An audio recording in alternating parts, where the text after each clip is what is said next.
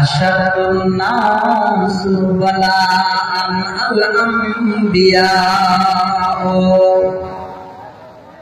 আল্লাহর নবী জনাবে মুহাম্মদ রাসূলুল্লাহ সাল্লাল্লাহু আলাইহি ওয়াসাল্লাম তিনি যেন বলেন, হে পৃথিবীর মানুষ, আশাদুন নাস বালাআন আল আম্বিয়া, দুনিয়ার বুকে সবথেকে বড় বড় বিপদ, বড় বড় বালা মুসিবত যাদের কাছে এসেছিল তারা হলেন দুনিয়ার ওই সমস্ত নবীরা যারা আল্লাহ পাক রব্বুল আলামিনের প্রিয় নবীদের বেশি বিপদ এসেছে, নবীরা বেশি বিপদগ্রস্ত হয়েছেন। একদম সহিহ হাদিস আমি আপনাদের শোনাচ্ছি, নবীরা সবথেকে বেশি বিপদগ্রস্ত। আল্লাহ পাক ওই সমস্ত বান্দাদের বেশি পরীক্ষা নেন যে বান্দাদের আল্লাহ বেশি ভালোবাসেন। এটা মাথায় রাখবেন। আপনি বেশি নামাজ পড়েন, আপনি তাহাজ্জুদ পড়েন, আপনি রোজা করেন, মাসে মাসে রোজা করেন, এবং আপনি সপ্তাহে একটা রোজা করেন, মাসের মাঝখানে একটা রোজা করেন, এই রকমের আপনি আল্লাহর প্রিয় বান্দা, জেনে রাখবেন বিপদ হবে আপনার বেশি।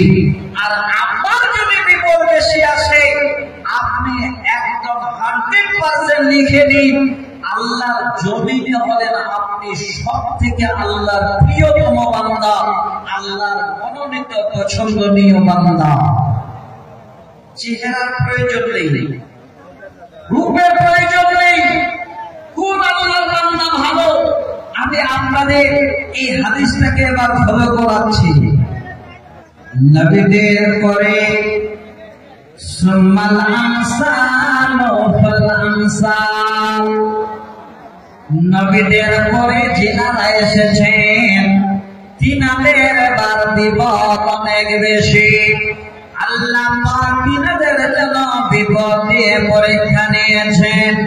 আল্লাহর নবী বলছেন, শুধু তা নয় রে, ইবতালার রাসূল আলা হাসাবি দীনিহি, তারপরে ওই সমস্ত আল্লাহর বান্দাদের বেশি ইমতিহান নেন, পরীক্ষা নেন যে আল্লাহর বান্দারা দ্বীনের উপরে দৃঢ় থাকে, দ্বীনের উপরে অটল থাকে, দ্বীনের উপরে সময় পাস করে।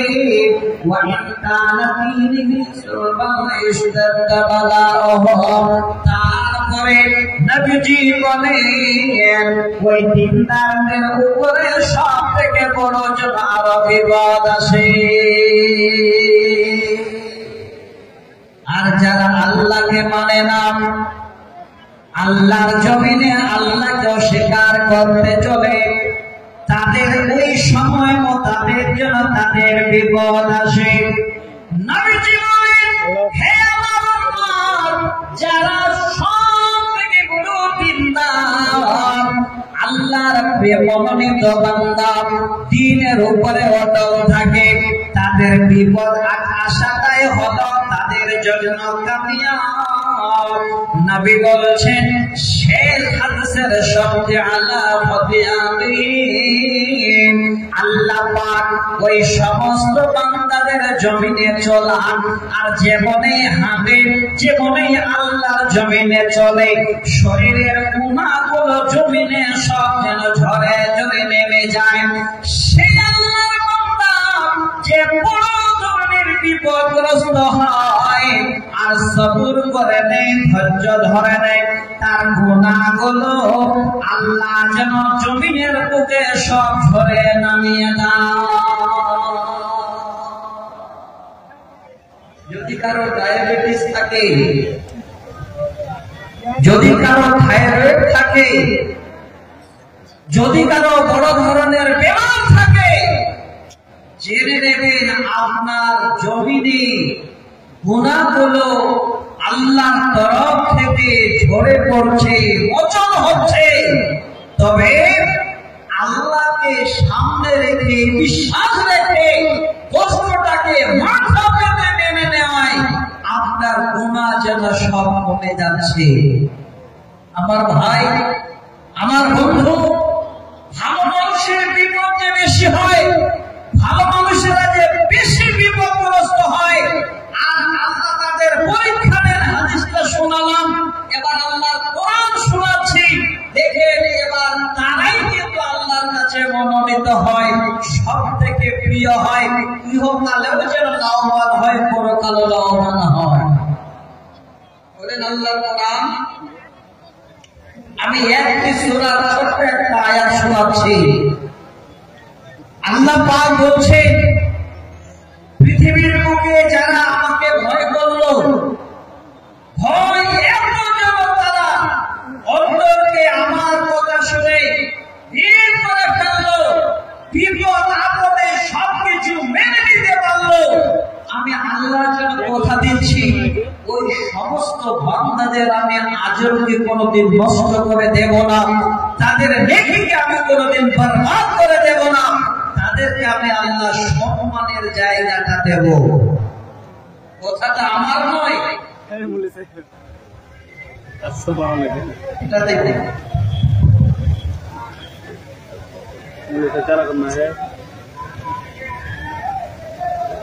अस्सलाम वालेकुम।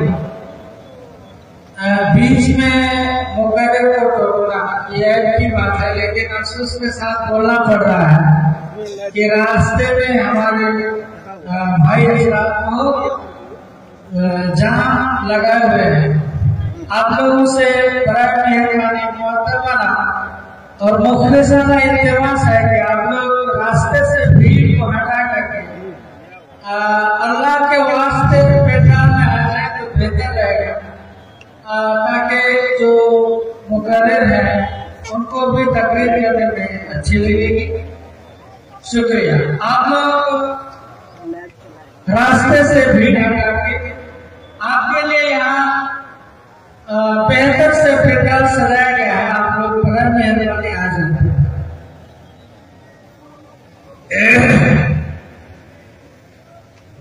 এত সুন্দর প্যান্ডেল করার পরে লোকে যদি বাইরে থাকে প্যান্ডেল করে পর্যন্ত প্যান্ডেল, এরপরে যখন জালসা করবে চারটা মকারি থাকবে, চারটা মাইক ধরে দিবে, যেখানে যেখানে লোক দাঁড়িয়েছে সেখানে শোনাবে নাকি নেতারা কি করবে?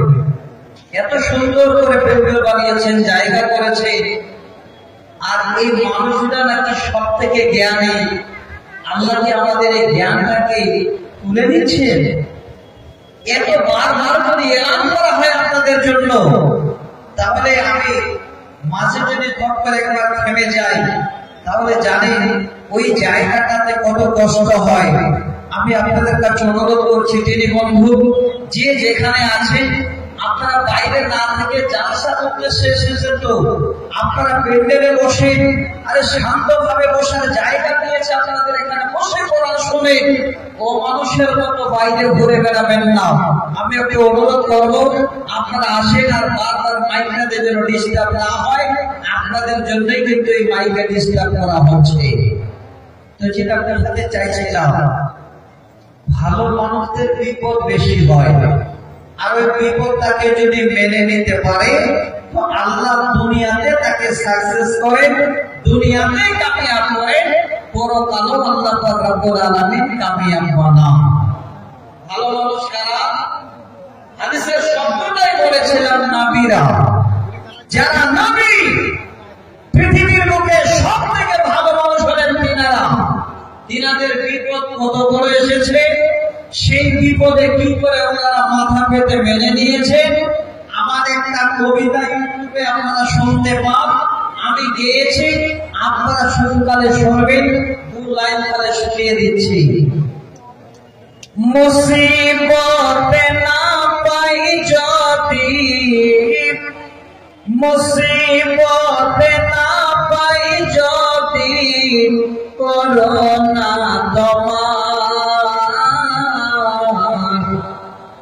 কবরে হাসরে কি হবে আমার। মুসিবতে না পাই যদি, মুসিবতে না পাই যদি, করোনা তোমার কবরে হাসরে কি হবে আমার আছি ডুবে আমি পাপেরি সাগরে না জানি কি হবে অপারে হাসরে তুমি ছাড়া ওই দিনেতে তুমি ছাড়া ওই দিনেতে কে করিবে পার কবরে হাসরে কি হবে আমার আমরা চিন্তা করি আল্লাহ বলেন বান্দারে চিন্তার কোনো কারণ নাই তুই সবর কর ধৈর্য ধরে ফেল আমি আল্লাহ তোমাকে পৃথিবীতে এবং পরকালে কামিয়াব দেব দেখেন আমি আপনাদের একটা উদাহরণ দিচ্ছি আল্লাহর কোরআনে একটি সূরায় এই আয়াতটি আছে এবং একজন নবীকে কেন্দ্র করে আল্লাহ আয়াতটি বললেন তিনি নবীকে ওই নবী চার রূপ লাভের জন্য বর্ণনা কোরআনে দিয়েছেন তিনি হলেন হযরত ইউসুফ আলাইহিস সালাম পৃথিবীর বুকে জিনার ইতিহাস আল্লাহর কোরআনে একটা সূরায় পরিপূর্ণতায় যেন দেওয়া আছে সেই জায়গায় আল্লাহ বলেন ইন্নাহু মাইয়াত্তাকি ওয়া ইয়াসবির ফাইন্নাল্লাহা লা'যীয়ু আজরাল মুহসিনিন আল্লাহ বলেন নিশ্চয়ই যারা আমাকে ভয় করে আমাকে এই রকমের অন্তরে তারা যেন রাখে এবং বিপদের সময় সবর করে ধৈর্য ধরে নেয় ইন্নাল্লাহা লা ইউযিউ আজরাল মুহসিনিন আল্লাহ বলেন বান্দা আমি সমস্ত বান্দাদের সওয়াব তাদের আজরকে নষ্ট করে দিই না দেখেন ভালো করে আজকে আপনারা সময় যেন বিপদগ্রস্ত হয় কিন্তু সব থেকে বড় বিপদগ্রস্ত হয়েছেন নবীরা হযরত ইউসুফ আলাইহিস সালাম একটা বিপদে পড়েছিলেন কি বিপদ একদম জেনুইন বিপদ নিজের ভাই নিজের দাদা সবাই মিলে বাবার কাছে নিয়ে এসে সওদা করে এবার কুয়ায় ফেলছে আমি আপনাদের লম্বা ইতিহাস শোনাচ্ছিলাম খালে বিপদ কত বড় বিপদ তাকে একটু স্মরণ করিয়ে দিচ্ছি কুয়ায় ফেলছে হযরত ইউসুফ আলাইহিস সালাম আফসোস করে বলছে তোমাদের কি দয়া মায়া নাই গো দাদা তোমরা আমাকে এভাবে ছেড়ে দিচ্ছ আমাকে ফেলে দিচ্ছ নানা ধরনের কথা আল্লাহর কোরআনে আছে কেউ বলে দোয়াই করো কেউ বলে তাকে বনবাস দাও এইভাবে অনেক কিছুর উপরে কুয়ায় ছেড়ে দেওয়া হলো সেখানে আপনার আমার মতো মানুষ ছিল না ওই কুয়ায় যখন হযরত ইউসুফ আলাইহিস সালাম পড়লেন এত বড় বিপদ আর কাউকে পায় না সমস্ত রকমের মনের দিক থেকে যা যাবতীয় ছিল সব আল্লাহকে দিয়ে দিলেন আর বললেন আল্লাহ এই জায়গায় তুমি ছাড়া আর আমার পাশে যেন দাঁড়াবার কেউ হয় না এইটুকু খালি স্মরণ করেন এই বিপদটাকে প্রকালে স্মরণ করেন হযরত ইউসুফ আলাইহিস সালাম কুয়ায় পড়লেন সবর করে নিলেন ধৈর্য ধরে নিলেন আল্লাহ বলেন নবীরে আমি আল্লাহ বলেছি ফাইনাল্লাহা ইয়াযিউ আজরাল মুহসিনিন আমি ওই সমস্ত আমার ভালো বান্দাদের জন্য নেকিকে নষ্ট করে দিই না হে নবী চিন্তা করো না তোমাকে একজন বাদশাহ বানিয়ে দেব। আল্লাহর কাছে হযরত ইউসুফ আলাইহিস সালাম এবার জনকুয়া থেকে উঠে গেলেন, মুসাফিররা করে নিলেন, মুসাফিররা তাদের তুলে নিয়ে বাজারে বিক্রি করে দিলেন। বাদশাহ ঘরে হাজির, সেখানে লালন হয়ে বড় হলেন, সেখান থেকে আবার বিপজ্জনক জেলখানায় চলে গেলেন। আমি লম্বা করতে চাই না, ছোট করে জানাতে চাই রে বিনে বন্ধু, জেলখানায় যাবার পরে আল্লাহ বলছেন, নবী এত বড় বিপদে তুমি ফেসে গেলে, এত বড় বিপদ তোমার হলো, আমি আল্লাহ ওয়াদা করেছি আমার ওই সমস্ত বান্দাদের আমি উপহার দেব, তাদের কামিয়াব করব। এমন সময় হলো বিশাল দুর্যোগ পড়ে গেল, সেই সময় অনেক কিছু বলার মানুষ নিয়ে ডাকা হলো, সম্পূর্ণটাই যেন ইউসুফ আলাইহিস সালামের মাধ্যম দিয়ে সলভ হয়ে গেল। আল্লাহ বলেন, নবী আমি আল্লাহ তোমার ধৈর্যের কারণে বর্তমানে আমি তোমাকে এই মিশরের বাদশাহ বানিয়ে দিচ্ছি। আল্লাহর কোরআন হযরত ইউসুফ আলাইহিস সালামকে আল্লাহ কুয়া থেকে তুলে নিয়ে মিশরের বাদশাহ বানিয়ে দিলেন। সেখানে তিনি বাদশার সিংহাসনে বসলেন, সুন্দর জায়গায় বসে এবার বিচার ব্যবস্থা তেনার হাতে চলে আসলো।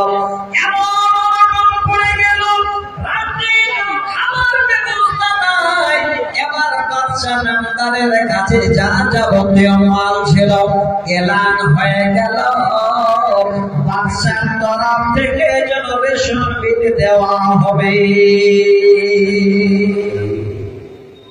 সবাই নিতে আসলো। যে ভাইরা হযরত ইউসুফ আলাইহিস সালামকে কুয়ায় ফেললেন, যাদের দয়া মায়া যেন দূর থেকে সরে গেল, তারাই হযরত ইউসুফ আলাইহিস সালামের সামনে এসে হাত বাড়িয়েছে, সাওয়ালের ঘরে দাঁড়িয়ে আছে। হযরত ইউসুফ আলাইহিস সালাম যেন দেখতে পাচ্ছেন তারাই হলো আমার সেই ভাইরা, যারা আমাকে এই কুয়ায় নিয়ে গিয়ে তারা ফেলেছিল। আমার ছোট ভাই যেন বিনিয়ামীন নামে কারো চিনতে পাই।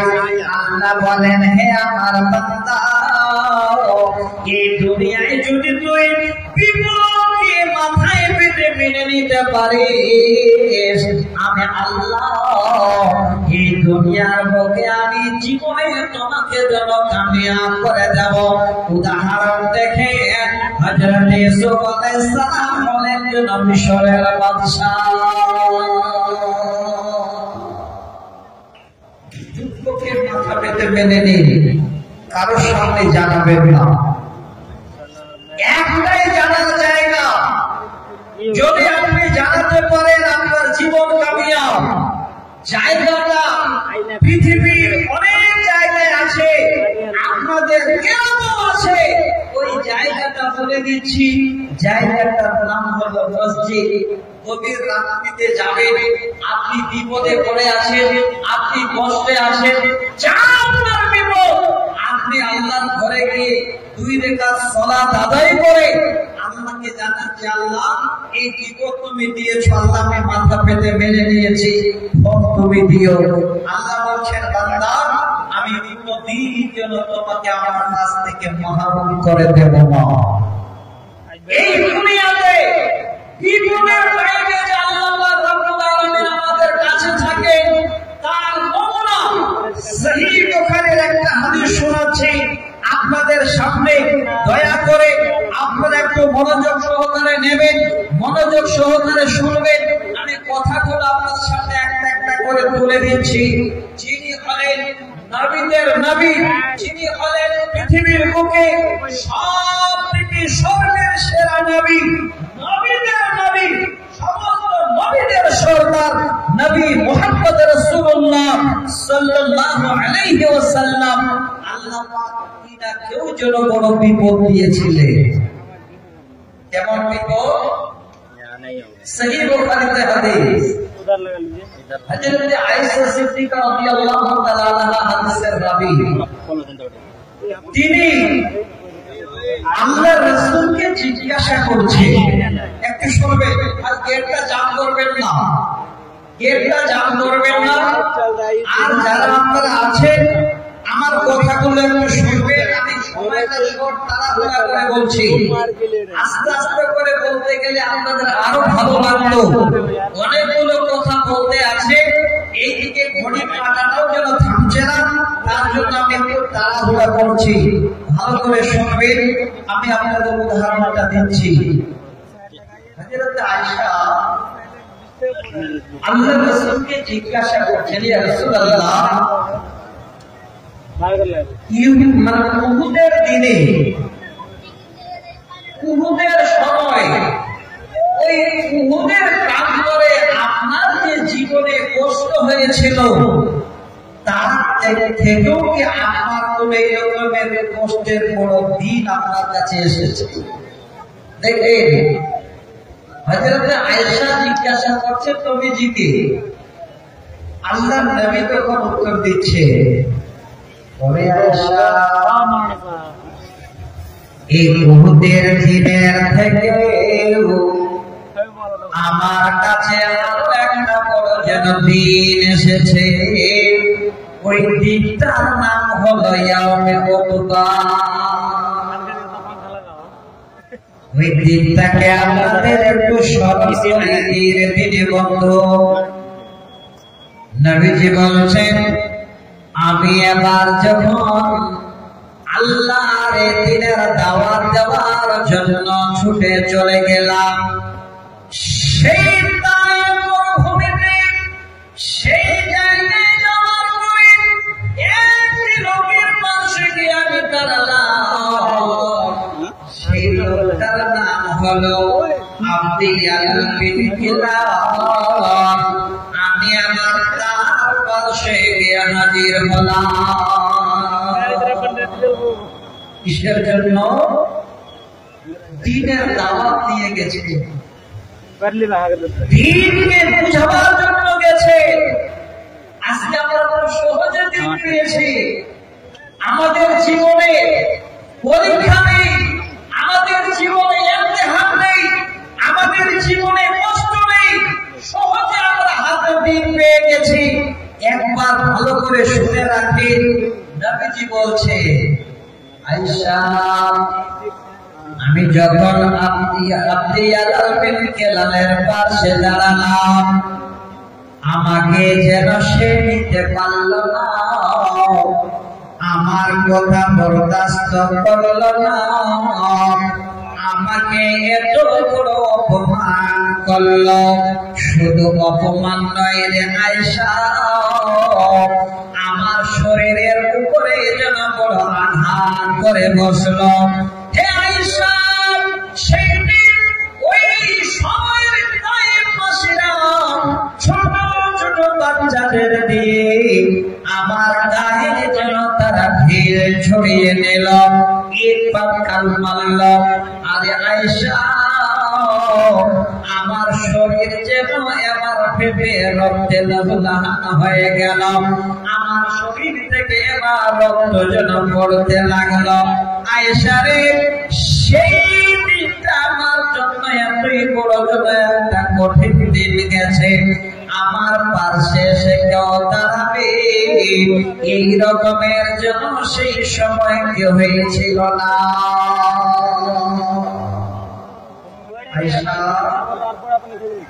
আমি এবার সেখান থেকে হাঁটতে হাঁটতে হাঁটতে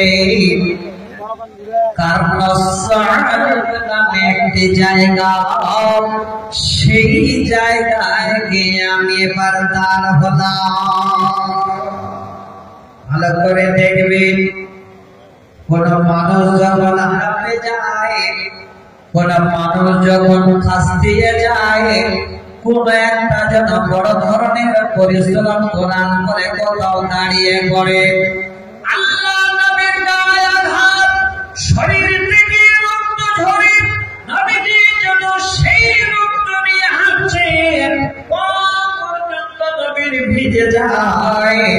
এবার দাঁড়িয়ে গেলেন, কারনুস সালেহ নামক জায়গায়, যে জায়গাটা আহলের নাজ কষ্টের জন্য হলো সেটাই মিকাত। ওই জায়গায় নবী দাঁড়িয়ে আছেন, সামনে আগে পিছে নবীর আমার কেউ নাই রে তিনি বন্ধু। আল্লাহর নবী ওই মুহূর্তে দাঁড়িয়ে দেখেন আল্লাহ কত বড় দয়াবান। এক খন্ড মেঘ এবার যেন আল্লাহর ওয়াদারে উঠতে উঠতে চলে আসলো। নবীজি বলছেন, আমি যেন দেখলাম আমার মাথার উপরে সুন্দর করে খন্ড মেঘ এসে দাঁড়িয়ে গেল। আল্লাহর নবীর ছায়াতে এবার দাঁড়িয়ে আছেন। ইতিমধ্যে আল্লাহর একজন ফেরেশতা নবীর কাছে এসে হাজির। আল্লাহর ফেরেশতা আসলেন। কি ফেরেশতা? তিনার কাজ কি?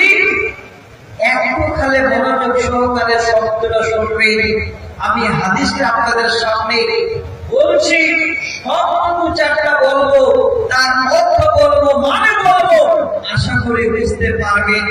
আল্লাহর ফেরেশতা নবীর পাশে এসে দাঁড়ালেন আর বলছেন, নবী গো, ইত্তায়েবাসীরা আপনার সঙ্গে যা যা করেছে আমার আল্লাহ যারা সব দেখেছেন এবং সব শুনেছেন।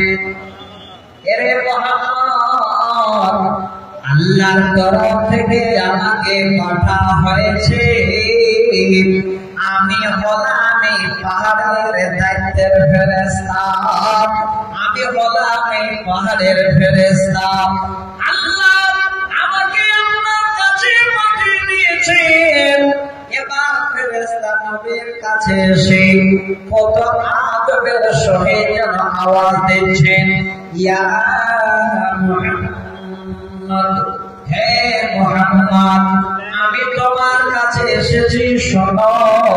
যালিকা ফি মাশিতা ইনশিতা উদ্বিকা। আল্লাহ নবীর সামনে এসে এই শব্দটাই যেন বলছেন, আমরুবিকা আলাইহিমুল আকশাবাইন। হে নবী, আমি হলাম পাহাড়ের ফেরেশতা। এই পাহাড়ের দায়িত্ব আমাকে দেওয়া আছে। নবী গো, আপনার সঙ্গে যারা একটু ব্যবহার করেছেন, আপনাকে যারা আঘাত করেছেন, হে নবী, আপনি ওয়াদা করুন, একবার শুধু তারে মুখ দিয়ে কথাটা বের করে দিন, আমি যেন এই ফেরেশতা দুইটি পাহাড়কে একসঙ্গে করে দিলে আমি সবাইকে যেন এই পাহাড়ে দুই জায়গায় এক করে দিয়ে পিষে খতম করে দেব, তাদের জন্য চূর্ণ বিচূর্ণ করে দেব। এই কথা কালে বলছে আল্লাহর নবীকে। খালে জানতে যাচ্ছে নবী ওয়াদা হলেই আমি দুইটা পাহাড়কে এক করে দেব। আল্লাহর রাসূলকে যারা এত বড় কষ্ট দিয়েছেন, আমি তাদের জীবনে পাহাড়ের ভিতরে পিষে ফেলে দেব। এই কথাটা শোনার জন্য ফেরেশতা দাঁড়িয়ে আছেন। হাইরে ধৈর্যের পাহাড় ধরে নবী আমার দাঁড়িয়ে আছে, মুখ থেকে কথাটা বের হয় না।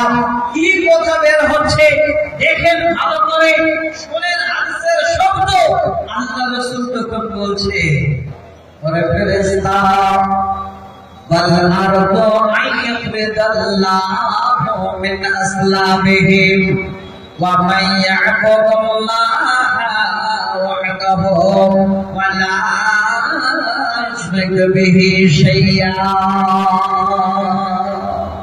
আল্লাহর নবী হজ্জের জন্য পাহাড় বুকে বেঁধে নিয়ে রক্ত ঝরছে, কোন রকমের জন্য প্রতিশোধ না নিয়ে নবী বলছেন, ফেরেশতা, আমি কোনদিন যেন এই অর্ডার দিতে পারবো না। কারণটা হলো আজকে আমাকে তায়েফবাসীরা কষ্ট দিয়েছে, আমার শরীর থেকে রক্ত ঝরিয়ে দিয়েছে। হে আল্লাহর ফেরেশতা, হতে পারে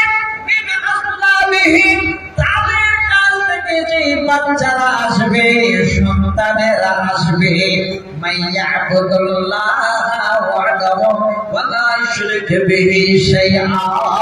ওই সন্তানেরা এসে এক আল্লাহর তারা ইবাদত করবে, আল্লাহর সঙ্গে তারা কোনোদিন শিরক করবে না। ধৈর্যের পাহাড় কত বড়, নবীজি বুকে ধৈর্য ধরে, ধৈর্যের পাহাড় বুকে বেঁধে নিয়ে এই শব্দ বলে দিলেন আল্লাহ। নবীর মুখে কথা বের হওয়া, ফেরেশতা যেন হয়ে দাঁড়িয়ে গেল।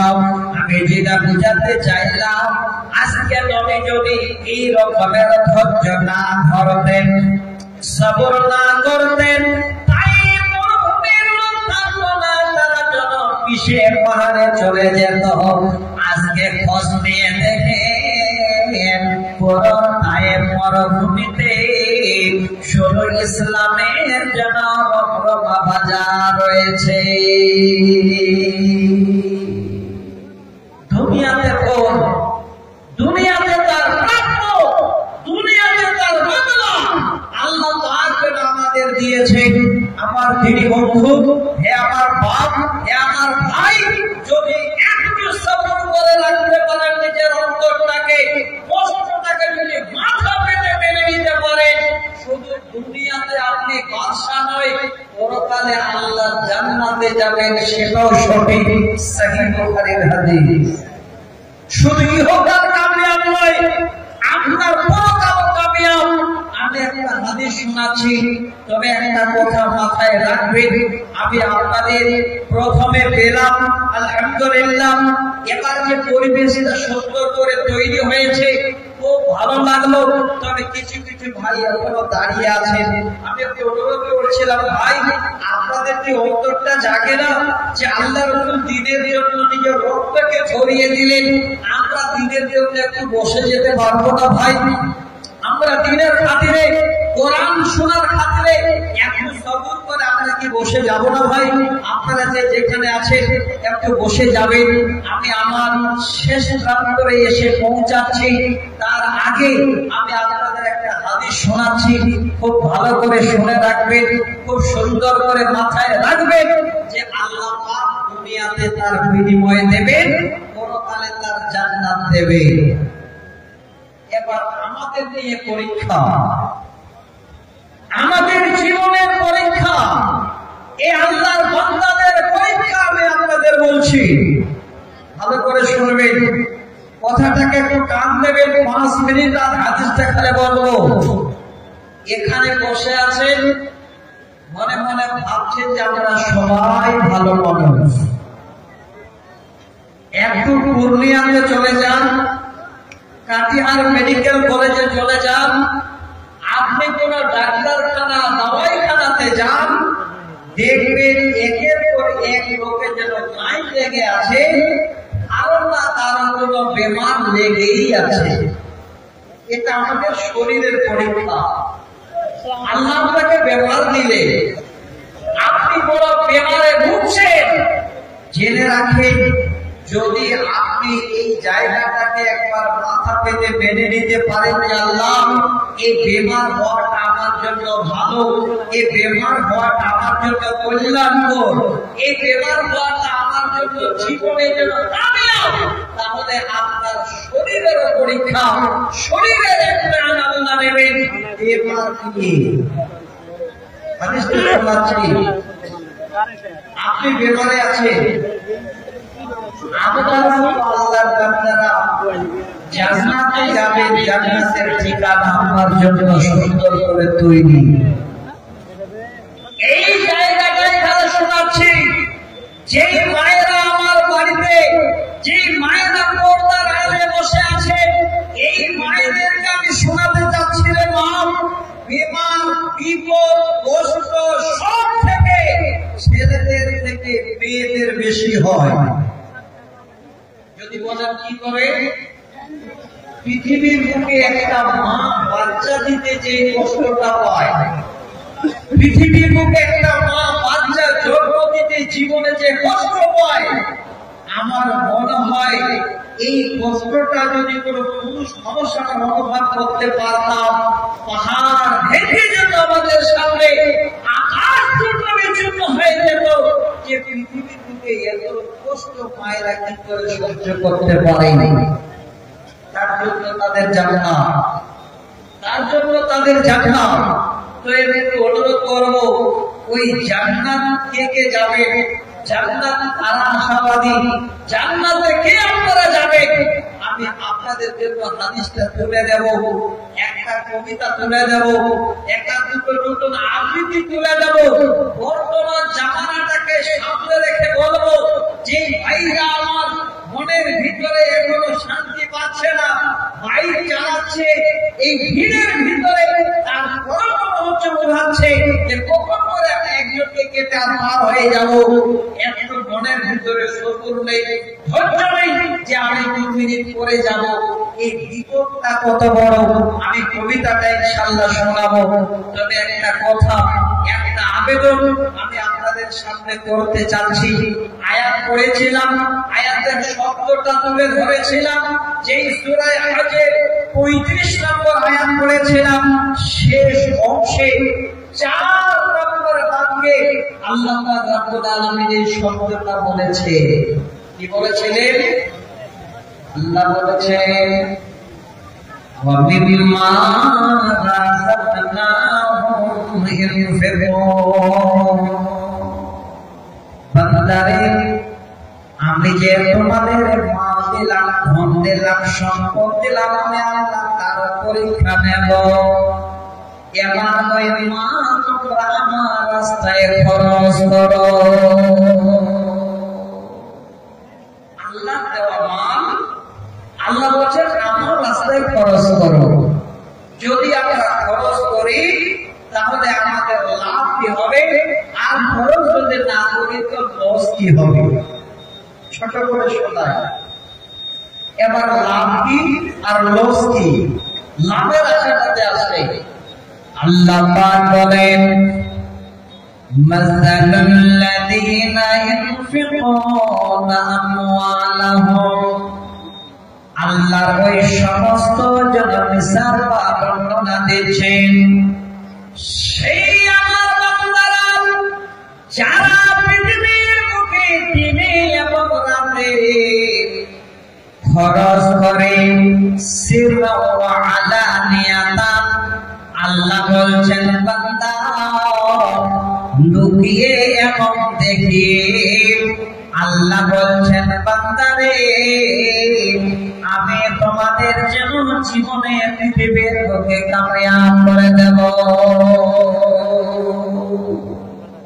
এই জায়গাটা একবার আপনারা যদি মনের ভিতরে নিতে পারেন, আল্লাহ তুমি বলেছ রাতে এবং দিনে দেখিয়ে এবং প্রকাশে তোমার রাস্তায় খরচ করার কথা। এই জায়গায় যদি ফিরে আসে আপনি লাভবান কি হবেন? আল্লাহ বলছেন, বান্দা তোমার লাভ কেমন হবে? যেমন আমি আল্লাহ একটা শীষ বা একটা বালি থেকে, একটা ধান থেকে একটা আমি যেন শীষ উগাই, সেখানে আমি আবার সুন্দর করে অনেকগুলো সে একটা ধানের মাধ্যমে অনেক শীষে ধান দিয়ে দিই। আল্লাহ বলছেন, বান্দা পৃথিবীর বুকে লাভ হবে, আল্লাহু ওয়াসিউন আলিম। আমি এর থেকেও আরো তোমাদের বেশি বেশি করে দেব। বান্দারে, তোমার 4 জন পরিবার সারা বছরে 50,000 টাকার প্রয়োজন, আমি এতই বেশি করে দেব। আমার রাস্তায় যদি খরচ করিস, আমি আল্লাহ তোকে 5 লক্ষ টাকার ব্যবস্থা করে দেব। এটা হলো আল্লাহর পুঁজি। আল্লাহর রাস্তায় খরচ করার একটা হলো পরিণাম, আল্লাহর রাস্তায় খরচ করার বড় জন্য একটা ইনাম। এবার আল্লাহ দিলেন, খরচ করলাম না, তাহলে আমাদের খারাপই কি? আল্লাহ আবার কোরআনে বলেন, ওয়াল্লাযীনা ইয়াকনিজুনা আয-যাহাবা ওয়াল ফিজ্জাতা ওয়া লা ইউনফিকুনাহা ফী সাবিলিল্লাহি ফাবাশশিরহুম বিআযাবিন আযাবিন আলীম। আল্লাহ বলেন যারা যেই বান্দা বান্দীরা তাদের সোনা চাঁদি ধন সম্পদগুলোকে জমিয়ে জমিয়ে রাখলো, ওয়ালা ইউনফিকুনাহা ফি সাবিলিল্লাহ, আল্লাহ রাস্তায় খরচ করলো না, মাদ্রাসায় দান দিল না, গরিবদের দিল না, ইতিমদের দিল না, এই রকমের মিসকিনদের তারা সাহায্য করলো না, ফাবাশশিরহুম বিআযাবিন আলীম। আল্লাহ বলেন বান্দা আমার আযাবের তোমরা সুসংবাদ নিয়ে নাও। আল্লাহ আযাবের সুসংবাদ দিলেন। এখন দেওয়ার পরে আল্লাহকে রাজি করার জন্য আল্লাহর মা যদি আল্লাহর রাস্তায় খরচ না করতে পারি, আমরা হাত না বাড়াতে পারি, তাহলে আল্লাহ বলছেন আমার আযাব পরিবারকে তোমার কাছে আসবে। কখন আসবে? কালকে? তার পরের দিন? না, আমি ওই দিনটাকে ধার্য করে দিয়েছি। কখন আসবে?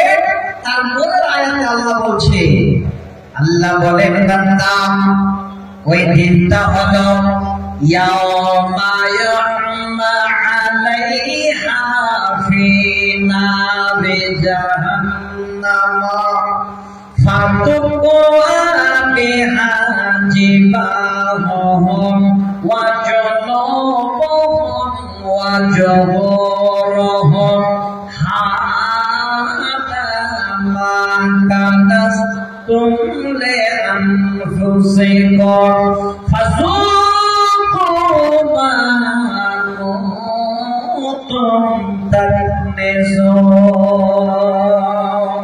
দিনটা কখন? মানুষ যেতে ত্রাহি ত্রাহি করবে, কেউ কাউকে চিনবে না। সেই দিনে আপনার আপনার সোনা দানা, আপনার ধন সম্পত্তি আল্লাহ সবগুলোকে নিজের হাতে গুটিয়ে নেবেন, আর ওই মালগুলো নিয়ে গিয়ে আল্লাহ জাহান্নামে জলেবার ফেলে দেবে। ওই জাহান্নামে মালগুলোকে গলিয়ে যেন ছোট্ট পাত্রিন করে নেবেন, লাল টকটকে হয়ে যাবে। হ্যাঁ আল্লাহকে আল্লাহর রাস্তায় যদি না দেন আপনার পরিণাম কি হবে? এবার সেই লাল টকটকে পাত্রে আপনার কপালে ইনশাআল্লাহ বসিয়ে দেবেন।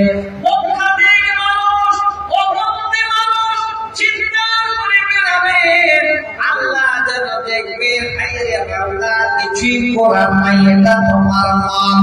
সেখান থেকে আবার টেনে নিয়ে আপনার পিঠে আল্লাহ বসিয়ে দেবে, ইদি কুদি করে ছটফট করা হবে। আবার টেনে নিয়ে পাঁজরে বসিয়ে দেবেন, চিৎকার করবেন, আল্লাহকে ডেকে বলবেন আল্লাহ বাঁচাও, আর যেন সহ্য হয় না। আল্লাহ আরশে আজিম থেকে জবাব দেবে,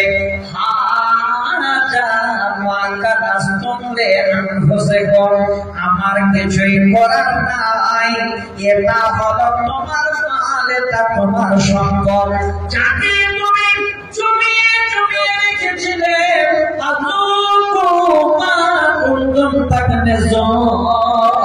আজকে তুমি তোমার মালের আযাব উপভোগ করো, তোমার মালের তুমি আযাব চাখো।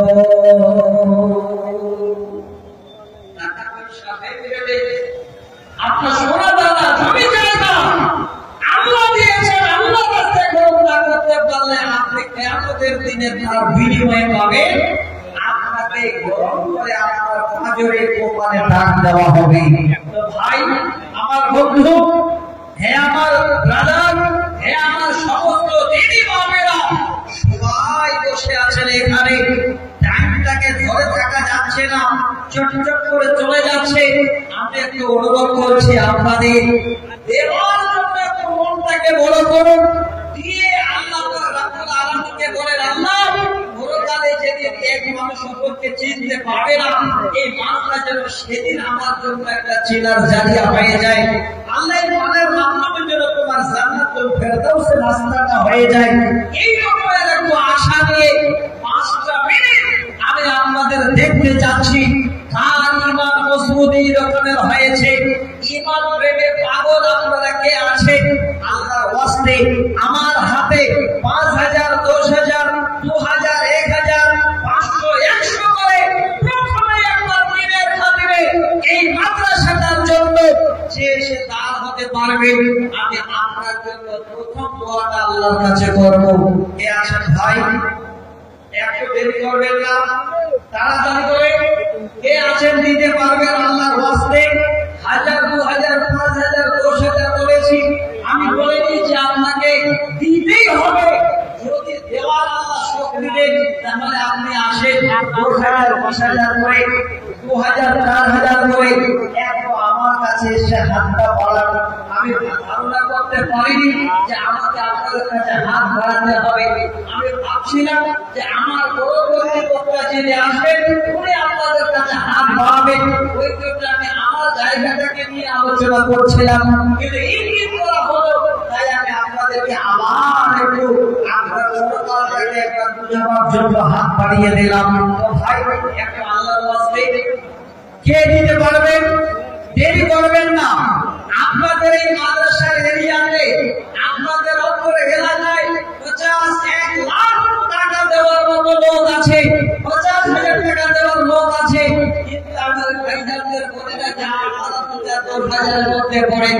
মোটামুটি প্রাথমিক অবস্থায় কেউ যদি মনে করেন যে আমি 10,000 টাকা রহিম সাহেবের হাতে দেব, অনেক দূর থেকে উনি এসেছেন, মুসাফির মানুষ, এখানে আপনারা এলাকা শুনলেন উত্তর দিনাজপুর, এই উত্তর দিনাজপুরটা দূর আপনাদের পূর্ব বিহারে আমি লিখে পাঠাই, বারবার বলি আমার ডিস্ট্রিক্ট উত্তর দিনাজপুর নয়, আমার ডিস্ট্রিক্ট হলো দক্ষিণ দিনাজপুর। উত্তর দিনাজপুর আপনার ডালখোলা, ডালখোলা থেকে আমার বাড়ি আরো প্রায় মোটামুটি যেতে হবে 200 কিলোমিটারের মতো, এত দূরে আমার বাড়ি দক্ষিণ দিনাজপুর। আমি আপনাদের অনুরোধ করছি, মুসাফির অনেক দূর থেকে এসেছি, প্রাণ করে আপনাদের দোয়া দেব। কে আছেন ভাই? বেশি নয়, 2 জন 10টা করে 1,000 টাকা নিয়ে দাঁড় হবে, কোন একজন আল্লাহর বান্দা 2 জনের মধ্যে একজন আসতে পারবে, 5,000 করে 5 জন দেবেন। এই রকমের কোন একজন দাঁড় হতে পারবে যে মাওলানা আপনার হাতে, এই মুসাফিরের হাতে প্রথম দোয়াটা আমি চাই, 5,000 টাকা দিলাম। কার কোন ভাই, কোন বন্ধু, কোন ব্রাদার, কোন এই রকমের আল্লাহ বলা একজন আসেন তো দেখি 5,000 টাকা নিয়ে। ভাইজান দেরি করবেন না, পৃথিবীর বুকে এই সম্পদটাকে বাঁচিয়ে রাখবেন, এই মাদ্রাসাটাকে বাঁচিয়ে রাখবেন। এই মাদ্রাসাটা যদি বেঁচে থাকে আগামী জেনারেশন যত আসবে তারা কিন্তু দিন